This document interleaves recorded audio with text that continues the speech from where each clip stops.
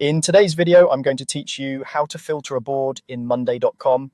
By the end, you'll know exactly how to narrow down your board to the items that matter, build clear conditions, and save your results as a reusable view.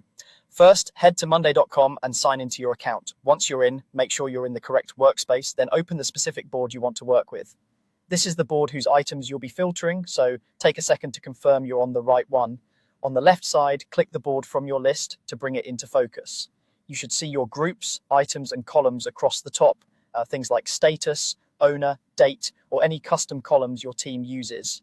Next, find the filter control at the top of the board and open its drop-down menu. This is where you'll build the rules that hide everything except what you want to see. If your board is busy, filtering here can dramatically cut down the noise without changing or deleting any data. You can enable filtering with AI if it's available in your account. Turning this on allows you to describe what you want in plain language, and it will translate that into filter rules for you.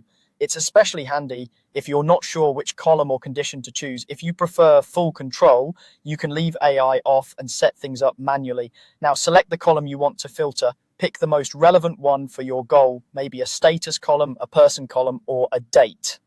Then choose the condition that makes sense, such as is not, contains, before, or after. The available conditions will match the type of column you picked. Enter the value for your condition. For example, choose a specific status like done, a person's name, or a date like today or this week. As soon as you set the value, your board will update to show only the matching items. If you need to refine things further, add a new filter. Stacking filters lets you combine rules so your results are precise. For example, items where status is in progress and due date is this week. You'll see the item count change as you add or adjust rules, helping you confirm you're getting the right slice of work. When you're happy with the filtered view, click Save as New View. Give it a clear, memorable name so you and your teammates can return to it quickly later.